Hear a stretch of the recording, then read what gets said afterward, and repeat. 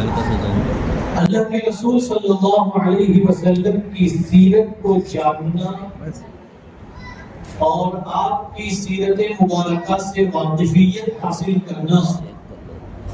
یہ ہر مسلمان کی ذمہ داری ہے۔ ہم لوگ ربیع الاول کا مہینہ جیسے ہی آتا ہے تو محبت رسول صلی اللہ علیہ وسلم میں ہم ڈوب جاتے ہیں اور اللہ کے رسول صلی اللہ علیہ وسلم کی محبت میں اور عقیدت میں ہر علاقے کے مسلمان اپنی اپنی حیثیت کے مطابق سیرت کے عنوان سے پروگرام منعقد کرتے ہیں۔ کوئی اپنے مقامی طور پر کسی عالم دین کو بلا لیتے ہیں، کوئی بڑے پیمانے پر پروگرام کرتا ہے، کوئی جشن مناتا ہے۔ ہر آدمی اپنی اپنی سوچ اور اپنے اپنے خیال کے مطابق اللہ کے رسول صلی اللہ علیہ وسلم سے محبت کا اظہار کرتا ہے۔ لیکن افسوس یہ ہے کہ جتنے بھی پروگرام منعقد کرنے والے حضرات ہیں یا بڑے بڑے پیمانوں پر جشن منانے والے جو حضرات اور مسلمان ہیں، نوجوان ہیں، اگر ان سے اللہ کے رسول صلی اللہ علیہ وسلم کی حیات مبارکہ اور پاکیزہ زندگی کے بارے میں موٹی موٹی باتیں پوچھ لی جائیں تو شاید ان میں سے کسی کو بھی اس کا علم نہیں ہو۔ ایک بہت موٹی سی بات اور سوال جو ہمارے بچوں نے جس کے جوابات اتنے آسانی سے پیش کیے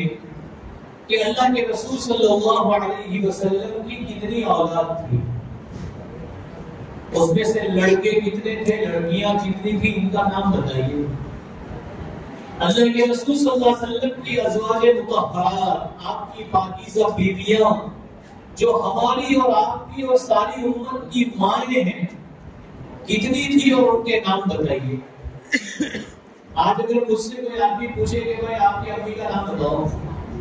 آپ کے ابا کا نام بتاؤ، ابا کا نام بتا دے گا، امی کا نام بتاؤ، چھوٹے چھوٹے بچے بھی امی کا نام بتا دیں گے۔ اگر کوئی لڑکا یا لڑکی یہ کہے کہ مجھے اپنی والدہ کا، اپنی ماں کا نام نہیں پتا، تو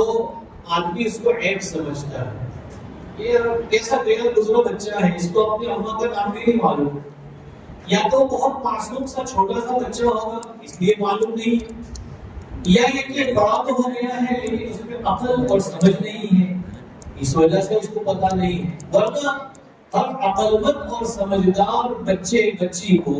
اپنے ماں باپ کے ناموں کا علم بہت اچھی طرح ہوتا ہے۔ جس طرح ہمیں اپنے ماں باپ کے ناموں کا علم ہوتا ہے اور ہونا چاہیے، اسی طرح پوری امت کی جو مائیں ہیں، ازواج مطہرات، امہات المومنین،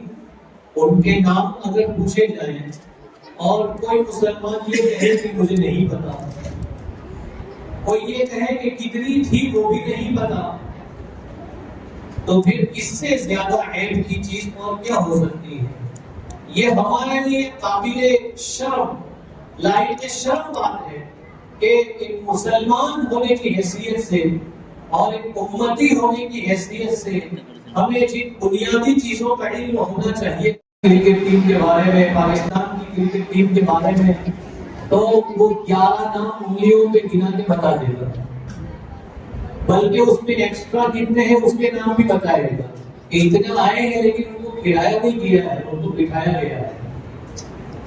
اور اسی نوجوان ساتھی کو پوچھو ازواج مطہرات بھی 11 تھی تو ایک دو نام شاید کوئی بتا دے، اس سے زیادہ نہیں بتا سکتا۔ اللہ کے رسول صلی اللہ علیہ وسلم کی جو اولاد ہیں، آپ کے بیٹے اور بیٹیاں ہیں، ان کی تعداد اور ان کے نام، یہ تو موٹی سی بات ہے۔ سیرت کے عنوان سے ان بچوں نے پوری پوری کتابیں یاد کر ڈالی، اور آپ علیہ السلام کی ولادت، بلکہ ولادت سے پہلے سے لے کر وفات تک اور اس کے بعد تک کے سوالات کے جوابات ان بچوں نے بہت اچھے انداز سے پیش کیے۔ یہ بڑے کمال کی بات ہے، یہ کوئی معمولی چیز نہیں ہے۔ تو یہ جو مکاتب ہیں،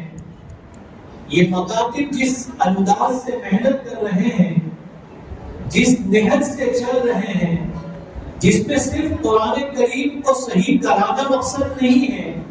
بلکہ اس کے ساتھ ساتھ ہماری اس نئی نسل اور نیو جنریشن کے جو عقائد ہیں، ان کے جو خیالات ہیں، سب سے پہلے اس کو درست کرانا مقصد ہوتا ہے۔ ان بچوں کو پہلے ہی دن سے جب یہ مکتب میں جاتے ہیں تو 5 کلمے سکھائے جاتے ہیں، کلمہ طیبہ لا الہ الا اللہ محمد رسول اللہ۔ یہ چھوٹے بچے، ابھی ایک اخیر کے چھوٹے سے ننھے سے بچے نے جو پگڑی پہن کے آیا تھا، اس نے یہاں بیٹھ کر کئی سوالات کے جواب دیے۔ کوئی معمولی بات نہیں ہے، ایسے اور بھی بچے آپ کو مکاتب میں ملیں گے۔ تو یہ جو مکاتب ہیں میرے بھائی اور دوستوں بزرگوں، ان مکاتب کا ایک مقصد ہے، ان مکاتب کا ایک مشن ہے۔ اسلام جو ہے وہ جشن لے کر نہیں آیا ہے، اسلام مشن لے کر آیا ہے۔ اسی لیے ہمارے اکابرین میں سے بہت سارے لوگ ربیع الاول کے مہینے میں یہ ملفوظ، یہ ارشاد فرماتے ہیں کہ اللہ کے رسول صلی اللہ علیہ وسلم کی آپ کی بعثت جشن کے لیے نہیں ہوئی، بلکہ آپ کی بعثت مشن کو لے کر ہوئی۔ ایک مخصوص مشن لے کر آئے ہیں، ایک کام لے کر آئے ہیں، ایک پیغام لے کر آئے ہیں۔ تو اسی پیغام کو امت کے اندر عام کرنے کے لیے، پھیلانے کے لیے، پہنچانے کے لیے مختلف طریقے اپنائے گئے ہیں۔ دعوت کا طریقہ ہے، خانقاہوں کا طریقہ ہے، مدارس کے لائن سے محنت ہے، اور سب سے بنیادی اور سب سے اہم جو طریقہ اور محنت ہے وہ مکاتب کی محنت ہے۔ اگر ان مکاتب کے اوپر توجہ نہ کی جائے، مکاتب کی لائن سے محنت نہ کی جائے، اور ان چھوٹے چھوٹے معصوم بچوں اور بچیوں کے عقائد، ان کے خیالات درست نہ کیے جائیں، ان کو اللہ اور اللہ کے رسول صلی اللہ علیہ وسلم کی باتیں نہ سکھائی جائیں، اگر ہم کو قرآن پڑھنا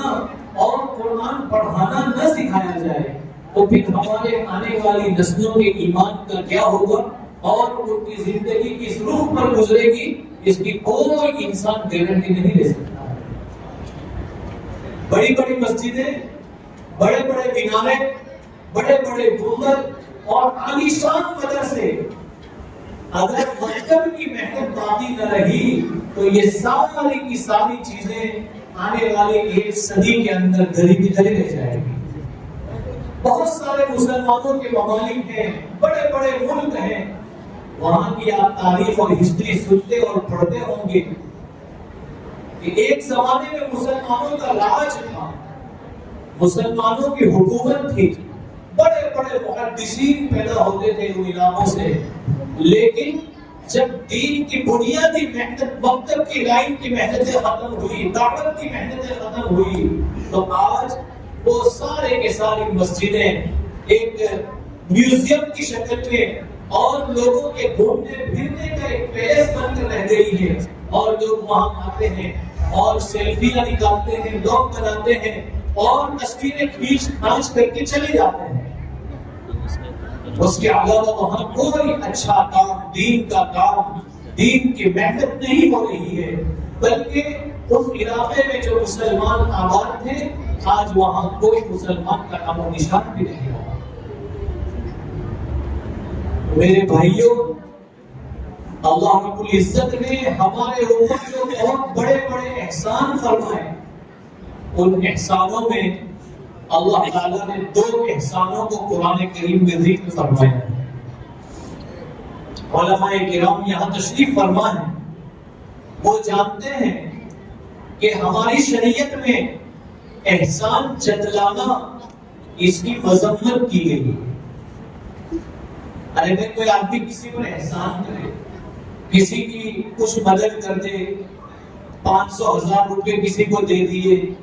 کسی کا قرضہ تھا قرضہ چکا دیا، کوئی بیچارہ پریشان حال تھا ہاسپٹل میں چکانے کے لیے پیسے نہیں تھے، اس کی مدد کر دی، گھر میں راشن نہیں تھا راشن بھر کے دے دیا۔ شریعت یہ کہتی ہے کہ آپ نے بہت اچھا کام کیا ہے، لیکن اگر یہ آدمی احسان کرنے کے بعد کسی موقع پر احسان جتلا دے رہے، ایک موقع پر بھی اگر اس نے اپنا احسان جتلایا تو اس کا سارا احسان بلیا بیٹ ہو گیا، اس نے اپنے سارے کیے کرائے پر پانی پھیر دیا، اس کو جو اجر و ثواب ملا تھا وہ سب کا سب ختم ہو گیا۔ لا تبطلوا صدقاتکم بالمن والاذى، اللہ تعالیٰ فرماتے ہیں کہ تم لوگ اپنے صدقہ خیرات کو احسان جتلا کر اور اذیت اور تکلیف پہنچا کر بیکار مت کرو، ضائع نہ ہونے دو۔ کالذی ينفق مالہ رئاء الناس ولا یؤمن باللہ والیوم الآخر، جو آدمی احسان کرنے کے بعد احسان جتلاتا ہے وہ ایسا ہے گویا کہ وہ لوگوں کو دکھانے کے لیے، ریاکاری کے لیے خرچ کرتا ہے، اللہ پر بھی اس کا ایمان و یقین نہیں ہے اور آخرت کے دن پر بھی اس کا یقین نہیں۔ ایک آدمی ہے جو اللہ کو بھی نہیں مانتا اور آخرت کو بھی نہیں مانتا، یعنی یوں سمجھیے کہ وہ ایمان والا نہیں ہے، ایمان والا نہیں ہے۔ اور وہ آدمی ایک تو ایمان والا نہیں ہے، جب ایمان نہیں ہے تو اللہ کی رضا کا سوال ہی نہیں ہے۔ نمبر 2، مزید خرابی یہ ہے کہ جو کچھ لوگوں کے ساتھ بھلائی کرتا ہے تو اس میں لوگوں کو دکھانا مقصد ہوتا ہے تاکہ لوگ اس کی واہ واہ کریں، لوگ اس کو سخی کہیں، لوگ اس کی تعریفوں کے پل باندھیں۔ فرمایا کہ جس طرح اس آدمی کو اتنے سارے نیکیوں اور اچھے کاموں کے باوجود کوئی اجر و ثواب نہیں ملتا، اسی طرح ایک ایمان والا اگر ایمان کی حالت میں اس نے کسی پر احسان کیا لیکن بعد میں اس نے احسان جتلایا تو پھر اس کا بھی اجر و ثواب ضائع ہو جاتا ہے۔ تو احسان جتلانا بہت بری عادت ہے، لیکن اللہ رب العزت کی صفت ہے المنان، اللہ احسان کرتا بھی ہے اور احسان جتلاتا بھی ہے۔ جس طرح کبریائی اور بڑائی یہ ایسی صفت ہے جو اللہ ہی کے لیے سزاوار ہے، اللہ ہی کے لیے مناسب ہے، اللہ ہی کے لائق ہے۔ الکبریاء ردائی، اللہ تعالیٰ فرماتے ہیں حدیث قدسی میں کہ کبریائی اور بڑائی اور تکبر یہ میری چادر ہے۔ آدمی جس طرح چادر پورے بدن پہ اڑتا ہے، ٹھنڈی لگتی ہے تو سر بھی ڈھانپ لیتا ہے، پیر بھی ڈھانپ لیتا ہے، اس طرح فرمایا کہ میری پوری ذات کبریائی سے بھری ہوئی ہے۔ اللہ کے لیے ہی یہ صفت مناسب ہے۔ اسی طرح احسان کرنا اور احسان جتلانا یہ اللہ رب العزت کی صفت ہے اور اللہ ہی کے لیے خاص ہے کہ وہ احسان جتلاتا بھی ہے۔ اللہ تعالیٰ نے ہم انسانوں پر اور مسلمانوں پر خصوصاً کتنے احسان فرمائے، آپ اپنی پیدائش سے لے کر موت تک کو غور کیجیے، بے شمار احسانات ہیں اللہ کے۔ آدمی کے اندر جو سانس جاتی ہے وہ اللہ کا ایک احسان ہے، جانے کے بعد واپس نکلتی ہے وہ ایک الگ احسان ہے۔ اللہ رب العزت نے کتنے احسان فرمائے۔ بچہ پیدا ہونے سے پہلے بھی اللہ رب العزت ماں کے پیٹ میں اس کے ساتھ احسان فرماتے ہیں، اس کی نشو و نما فرماتے ہیں، اللہ تعالیٰ اس کے لیے شکلیں اور صورتیں بناتے ہیں، اس کی روزی پانی کا انتظام کرتے ہیں، اس کی ولادت اور ڈلیوری کے ٹائم پر اس کے لیے راستہ آسان کر دیتے ہیں، نارمل ولادت ہو جاتی ہے، اللہ کا احسان ہے۔ اور اگر نارمل ڈلیوری نہ ہو، سیزر ہو،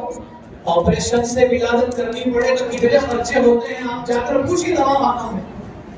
اور اسی کی جگہ اگر نارمل ہو گئی مفت میں کوئی پیسہ نہیں۔ اللہ نے اتنے احسانات فرمائے، لیکن اللہ تعالی نے اپنے کلام پاک میں دو احسانوں کو بیان کر کے اپنا احسان جتلایا ہے۔ کتنے احسانوں کا ذکر فرمایا؟ ارے بولو بھائی، دو احسان۔ اللہ تعالیٰ نے جو اچھا اچھا کھلایا پلایا اس کو احسان کے طور پر ذکر نہیں فرمایا، اس کے احسان نہیں جتلایا۔ اللہ تعالیٰ نے جو بہترین پہننے کی اور سونے کے لیے چھت کی نعمت دی، گھر دیے، مکانات دیے، اللہ نے اس کا احسان بھی چلایا ہے۔ اللہ تعالیٰ نے 2 نعمتوں کا احسان چلایا ہے، اور وہ 2 نعمتیں ہیں بھی ایسی کہ اس کی قدر کی جائے اور اللہ رب العزت کا احسان مانا جائے۔ اس میں سے ایک نعمت ایمان ہے۔ اس کی نعمت ہے بھائی، نعمت ایمان۔ یمنون علیک ان اسلموا قل لا تمنوا علی اسلامکم بل اللہ یمن علیکم ان ہداکم للایمان۔ اللہ تعالیٰ فرماتے ہیں اللہ کے رسول صلی اللہ علیہ وسلم سے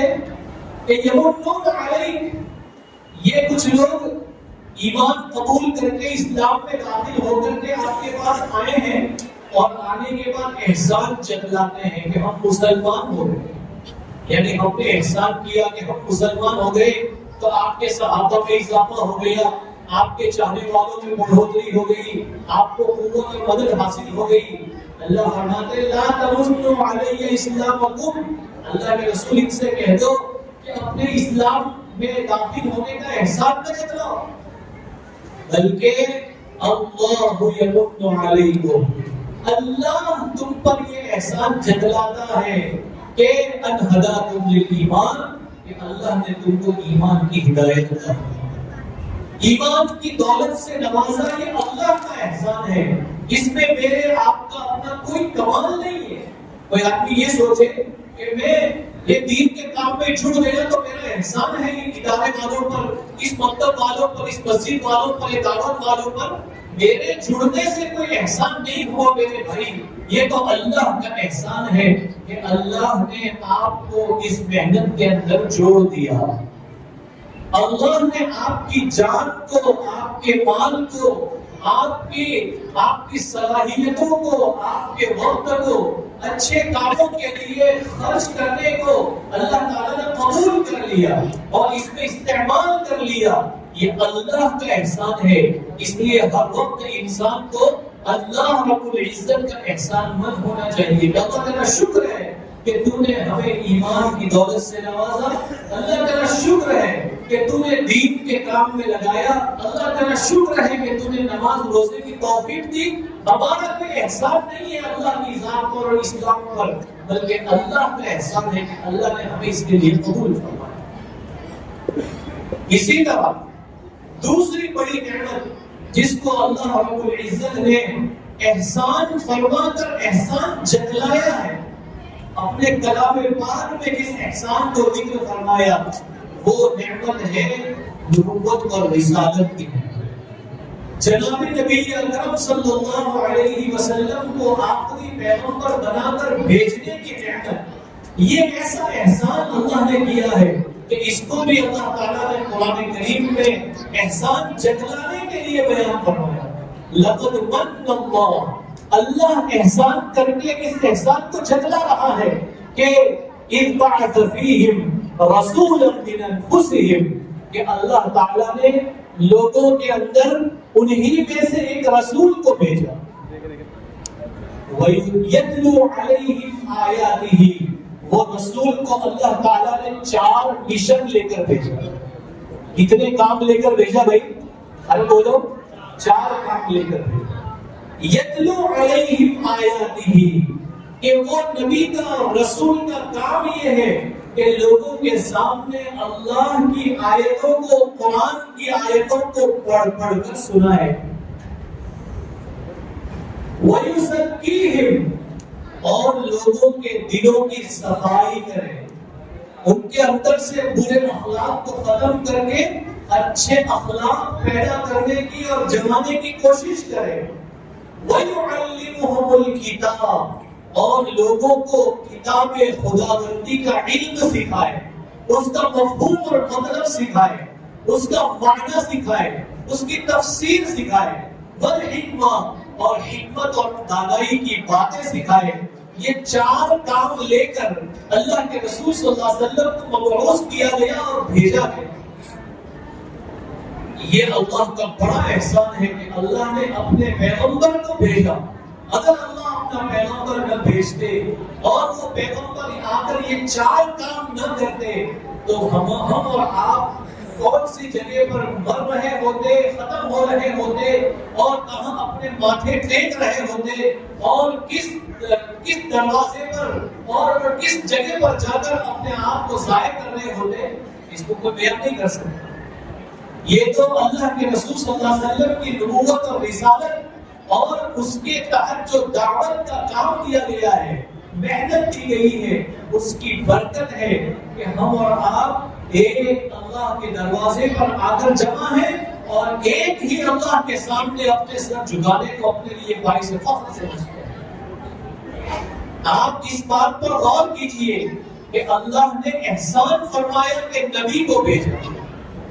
ایسے زمانے میں بھیجا جبکہ انسانیت اپنے بگاڑ کے سب سے اونچے درجے پر پہنچ چکی تھی۔ اس سے زیادہ بگاڑ شاید دنیا میں کبھی پیدا نہیں ہوا تھا۔ اتنے بگاڑ اور فساد کے زمانے میں اللہ کے رسول صلی اللہ علیہ وسلم کو بھیجا گیا اور 4 کام دیے گئے۔ آج کی اس مجلس کے مناسبت سے یہ بات بھی ہے کہ پہلا کام یہ دیا گیا کہ یتلو علیہم آیاتی۔ اللہ کے نبی کا سب سے پہلا کام یہ ہے کہ لوگوں کو اللہ کی آیتیں یعنی قرآن کی آیتیں پڑھ پڑھ کے سنائیں۔ آج بہت سارے لوگ یہ کہتے ہیں، خصوصاً جو تعلیم یافتہ لوگ کہے جاتے ہیں، پڑھے لکھے لوگ سمجھے جاتے ہیں، وہ یہ کہتے ہیں کہ بھائی صرف قرآن کو پڑھ کے کیا فائدہ؟ قرآن تو اللہ کا ایک پیغام ہے، قرآن تو اللہ کا ایک میسج ہے، کتاب ہدایت ہے، اس کو سمجھیں گے تو پڑھنے سے فائدہ ہوگا، ورنہ خالی پڑھ کے کیا فائدہ؟ بہت سارے لوگ ایسا کہتے ہیں۔ قرآن کریم نے جو 4 صفات بیان فرمائی ہے اپنے پیغمبر کی، اس میں پہلی صفت یہ بیان فرمائی کہ وہ قرآن کی آیتیں پڑھ کر سنائے، یعنی قرآن کے الفاظ صحیح لوگوں کے سامنے پیش کرے اور وہ لوگ یعنی صحابہ کرام ان آیتوں کو اللہ کے رسول صلی اللہ علیہ وسلم کی زبان مبارک سے سن کر کے اور اس سے بہت زیادہ غور و فکر کر کے پھر اپنے تلفظ کو بھی درست کریں، اور جیسا اللہ کے رسول صلی اللہ علیہ وسلم کے زبان مقدس سے اللہ کا کلام جاری ہو رہا ہے اور پڑھا جا رہا ہے، بعینہ ویسا ہی قرآن کریم پڑھنے کی کوشش کریں۔ یہ پہلا مشن ہے، قرآن کریم کو سمجھانا، قرآن کریم کا ترجمہ بتلانا، قرآن کریم کی تفسیر بتلانا۔ اس کو تیسرے نمبر پر ذکر کیا گیا، وَيُعَلِّمُهُمُ الْكِتَابَ، تعلیم کتاب سکھانا ایک الگ چیز ہے اور پڑھ کے سنانا ایک الگ چیز ہے۔ تو یہ جو مکاتب ہیں، یہ جو چھوٹے چھوٹے مکتب، مسجد دیہات محلہ چلتے ہیں، ان مکاتب کے اندر سب سے پہلا مشن جو ہے اس کو سکھایا جاتا ہے، قرآن کریم صحیح کرایا جاتا ہے۔ آج ہم میں سے جتنے ہمارے ذمہ دار حضرات یہاں بیٹھے ہوئے ہیں اور عوام الناس جتنے ہمارے مسلمان ہیں، ان تمام مسلمانوں کا اگر جائزہ لیا جائے تو 80% سے زیادہ مسلمان ایسے آپ کو ملیں گے جن کو بیچاروں کو اعوذ باللہ بسم اللہ بھی صحیح پڑھنا نہیں۔ وہ پوری زندگی سے نمازیں پڑھتے آ رہے ہیں لیکن ان کی سورہ فاتحہ بھی ابھی تک صحیح نہیں ہے۔ الحمدللہ ان مکاتب کے ذریعے سے ہماری جو نئی نسلیں آ رہی ہیں، جو ہماری نئی اولاد آ رہی ہے، جن کو آگے چل کے دین اور ایمان کا کام کرنا ہے اور دین کو پھیلانا ہے، یہ مکاتب ان بچوں کے قرآن کو درست کرانے کی محنت کرتے ہیں۔ گویا اللہ کے رسول صلی اللہ علیہ وسلم کی سیرت کا ایک پہلا پہلو کہ لوگوں کو قرآن سنانا، لوگوں کو قرآن سنا کر کے قرآن کریم کی تصحیح کرانا، لوگوں کو اللہ کے کلام کی طرف مائل کرنا اور راغب کرنا، اس کے اوپر ہمارے مکاتب 100% عمل کرنے کی کوشش کر رہے ہیں۔ اس لیے ہمیں اپنے ان مکاتب کو اہمیت دینے کی ضرورت ہے۔ ماشاءاللہ یہاں تو مفتی صاحب کی نگرانی میں مکاتب بہت منظم طریقے سے چل رہے ہیں. اس سے پہلے بھی ہم نے سنا تھا اور آج آ کر ایک بچوں کا تعلیمی مظاہرہ دیکھا تو اس کا یقین ہوا. لیکن ابھی تک دیہاتوں میں، گاؤں میں، دور دراز کے علاقوں میں جو شہر سے دور ہیں وہاں پر منظم مکاتب کی بہت ضرورت ہے. مکاتب کے نظام نہ ہونے کی وجہ سے ہمارے بچے دین سے پھر رہے ہیں، ہماری بچیاں دین سے مرتد ہو جا رہی ہیں. یہ سب کی سب نحوست ہے مکتب کے نہ ہونے. اگر ان بچوں اور بچیوں کو مکاتب کی لائن سے مضبوط کر دیا جائے، ان کے عقائد مضبوط کر دیے جائیں، ان کا قرآن صحیح کرا دیا جائے، ان کو اللہ کے رسول صلی اللہ علیہ وسلم کی صحابہ اور صحابیات کی سیرت سکھا دی جائے،